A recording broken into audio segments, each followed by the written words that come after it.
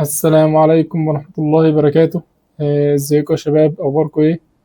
يا رب تكونوا بخير ان شاء الله. باذن الله النهارده هنتكلم عن المبدأ الثاني من مبادئ السوليد برينسيبلز. هنتكلم عن حرف الاو اللي هو open closed principle. طيب ايه هو الاوبن كلوزد؟ خلينا نشوف الديفينيشن بتاعه. بيقول classes should be open for extension but closed for modification. يعني دايما تخلي الكلاس بتاعتك او السيرفيس بتاعتك open for extension، يعني مفتوحة من ناحية التمدد ولكن كلوزد من ناحية التعديل. يعني كل ما احتاج ان انا اعدل في الكلاس بتاعتي دايما اعمل اكستند وما تعدلش في الكود اللي موجود عندك، اللي هو انت عملت له تيست واختبرته وطلع وبقى برودكشن والدنيا تمام فيه، ما اروحش ان انا اعدل فيه تاني. طب ايه البينفيت اللي بيقدمه لي الاوبن كلوزد؟ قال لك add new features without changing existing code. هو ده اللي احنا كنا لسه بنقول عليه، ان انا لما اضيف فيتشر جديده اضيفها عن طريق extend class وما اروحش اضيف في الكود اللي موجود عندي، اللي هو زي ما احنا قلنا ان هو اتعمل له تيست وطلع برودكشن، ما اروحش اعدل فيه عشان ما يحصلش عندي مشكله. وده اللي احنا قلناه في الحلقات اللي فاتت، ان دايما احاول ان الكود اللي عندي ادام هو اختبرته وشغال احاول ان انا اكستند وما اروحش اعدل في الكود نفسه. طب الامبلمنتيشن بتاعه بيقول use interfaces and inheritance instead of conditionals. بدل ما انا اروح اعمل if condition على كل فيتشر جايه جديده او كل تعديل جاي جديد، اروح استخدم انترفيس وانهرت منه الكلاسز بتاعتي واكستند الكود. طيب خلينا عشان خاطر نشوف برضو قبل ما ناخد الاكزامبل بتاعنا، خلينا نشوف الصورتين دول. هنا انا عندي بيت اتعمل بالشكل ده وفي بيت اتعمل بالشكل ده. طيب البيت ده هو الكود اللي بدون الاوبن كلوزد. لو بصيت على البيت ده، لو انا جيت قلت انا عاوز ابني دور تاني او عاوز اضيف فيتشر زي ما احنا بنقول في الكود مثلا، مش هقدر اضيف الدور التاني غير ما اروح اكسر الراس بتاعت البيت من هنا عشان خاطر اقدر ابني الدور بتاعي. على العكس من هنا، ان البيت موجود اهو، ما لمستش الدور ده ولا لمست الدور ده ولا جيت عملت مشكله في البيت كله عشان خاطر اطلع بدور. لا، هو الدور اللي فوق open for extension but closed for modification. فانا هنا هبني الدور وهاكستند البيت بشكل سهل. فهو ده التمثيل الاقرب للاوبن كلوزد. وعشان خاطر نفهم الموضوع بشكل اكبر، خلينا نشوف الكود اللي موجود معانا. معنى الكلام ده ان انا في العموم لو انا جالي سيرفيس معينه او خدمه معينه من البيزنس، وليكن زي المثال اللي معانا النهارده، مثلا لو قال لي احنا عاوزين نعمل سيرفيس بتعمل ديسكاونت لبعض العملاء اللي عندنا قسمناهم كذا تقسيمه. عندنا ريجولار يوزرز وعندنا في اي بي يوزرز. ففي الحاله دي قال له والله انا عاوز ادي الريجولار 5% ديسكاونت وادي الفي اي بي 10%. ففي الحاله دي لو انا بنيت السيرفيس، لازم وانا ببني السيرفيس اول ما ابني لازم افكر ان انا بعد ما انتهي من السيرفيس دي لازم اخليها closed for modification. فخلينا نعمل هنا كده، نقول له add new class ونسميه discount service. طيب الديسكاونت سيرفيس دي فيها ايه؟ احنا قلنا فيها الريجولار يوزرز البابليك. نقول له هنا public decimal، رجع decimal واقول له هنا calculate discount. خلينا نكمل زي ما هو مكمل لنا كده. هنا هنخليها string، هنا customer type. ممتاز. اقول له هنا لو الكاستمر تايب ده عندي يساوي regular، هقول له هنا return total. نسميها total مكان برايس total. الديسكاونت بيبقى على التوتال، توتال في 5%. ممتاز جدا. وهاجي هنا اقول له else if ان الكاستمر تايب عندي equal VIP، هديله 10% return total في 10%. ممتاز. else return 0. جميل جدا. فبقى عندي هنا السيرفيس انا خلصتها على حسب البيزنس ما كان طالب مني. فبعد ما خلصت السيرفيس دي بعد ما خلصت السيرفيس دي وطلعت واختبرناها وامورها تمام والدنيا جميله جدا، جه طلب جديد ان احنا عندنا هنعمل ديسكاونت جديد لناس بريميوم يوزرز، ونعمل ديسكاونت للشركات الانتربرايز. ففي الحاله دي اول حاجه هاجي اعملها ايه؟ هاجي ادخل على السيرفيس بتاعتي واقول له هنا else if، واكمل التغيير اللي موجود عندي. طب ده بيسبب لي مشاكل زي ما انا قلت في الاول. لو انا عندي دول شغالين وانا جيت عدلت هنا، حصل مشكله بالصدفه وانا شغال، وده وارد. انا هنا وقعت السيرفيس بتاعت الديسكاونت كامله، رغم ان هو كان مطلوب بس ان انا اضيف فيتشر، فبدل ما ضفت الفيتشر وقعت السيرفيس كلها كامله. فهنا بقى يجي مبدا الاوبن كلوزد. طيب خلينا نشوف الحل اللي بيقوله لنا الاوبن كلوزد عملي، عشان خاطر هنا نكتب اوبن كلوزد عشان خاطر برضو نتخيل الحل. هنا هاجي هنا اعمل اي ديسكاونت، هعمل انترفيس اسميه اي ديسكاونت. طيب ممتاز جدا.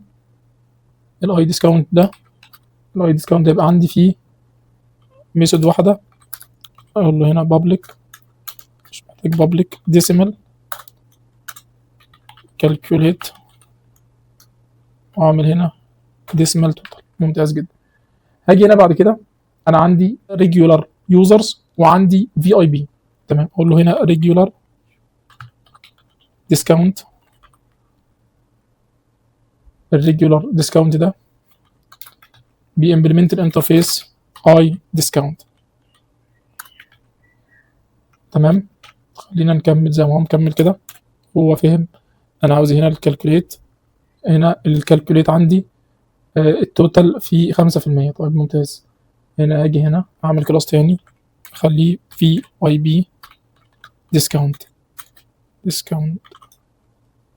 في اي بي ديسكاونت. تمام، برضه هيمبلمنت الاي ديسكاونت انترفيس.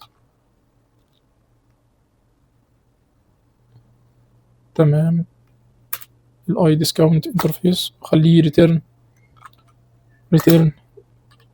توتال في 10%. ممتاز. هنا انا فصلت عملت ابستراكشن لاير فوق اللي هو اي ديسكاونت، وخليت كل اللي عندي الديسكاونت اللي موجود عندي، اي ديسكاونت هيجي جديد هيجي امبلمنت نفس الانترفيس اللي فيها الكالكوليت. تمام، هنا ده هيديني مرونه بعد كده هنشوفها قدام في النيو ديسكاونت سيرفيس، ان هو بيديني مرونه ان هو قابل ان هو يبقى التايب بتاع اي ديسكاونت عندي. تمام، انا هنا عملت الاثنين. جه البيزنس قال لي انا عاوز الانتربرايز البريميوم كمان، بريميوم ديسكاونت. البريميوم ديسكاونت هياخده 15%. اجي هنا برضو امبلمنت الاي ديسكاونت. ممتاز. هنا امبلمنت الاي ديسكاونت.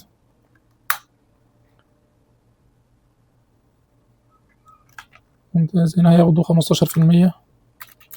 اقول له ريتيرن التوتال 15%. هو كانه مسميه انهي او حاجه. فهنا خد ال 15%.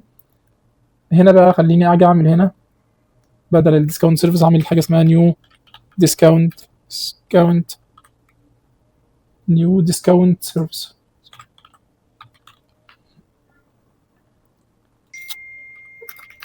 public new discount service. طيب ممتاز جدا. هنا والله كأنه عارف الكود اللي انا عاوز اكتبه. خلينا ناخده زي ما هو كده ونعدل عليه. طيب هنا جاب لي الاي ديسكاونت فعلا، نيو ديسكاونت سيرفيس، حطه عمل له انجكت في الكونستراكتور. انا هنا ناديت على الاي ديسكاونت اللي بيمبلمنت منها اي حاجه، واجي هنا اقول له بس ريتيرن. خلينا هنا من غير ما نعمل اي فاليديشن او اي حاجه، بس هي الفكره توصل. اقول له هنا اندرسكور ديسكاونت دوت كالكوليت توتال. تمام، دي النيو ديسكاونت سيرفيس. عملت انجكت بس للاي ديسكاونت. الاي ديسكاونت اللي هو قابل للتغيير، يعني انا لما اقول فار مثلا اي ديسكاونت، يعني لما اجي اقول هنا كده فار اي ديسكاونت ممكن اجي اقول له هنا ايكوال نيو مثلا ديسكاونت. لا، ممكن اقول له هنا نيو في اي بي ديسكاونت. تمام، وممكن برضه اقول له فار لا مش اي ديسكاونت هنا كده، اقول له هنا الاي ديسكاونت مثلا ديسكاونت اي ديسكاونت.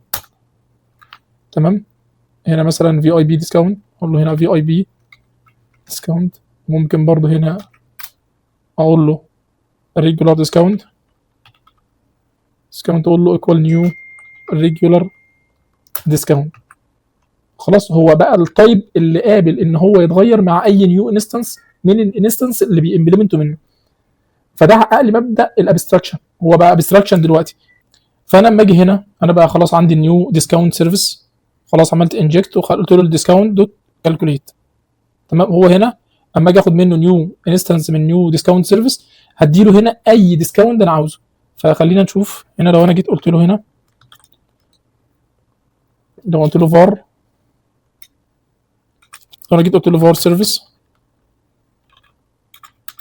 هقول له ايكوال نيو ديسكاونت سيرفيس. طيب ده لو انا جيت هنا قلت له اديته ايه بقى، هنا بقى الجزء اللي فيه الحته بتاعت الاكستندبل، انا هنا كاند يوزر بديله بقى اي حاجه، اديله هنا نيو ريجولار ديسكاونت واقول له هنا سيرفيس، اقول له هنا مثلا كونسول دوت رايت لاين واديله هنا مثلا السيرفيس دوت كالكوليت توتال واديله مثلا وليكن 1000. طيب ممتاز جدا. هنا كده هنا المفروض يرجع لي 100 50 عشان خاطر الريجولار واخد 5% بس. طيب لو انا جيت هنا قلت له الفي اي بي، اما اجي اقول له الفي اي بي هنا هيديني 100، ولو انا جيت قلت له البريميوم هيديني 150.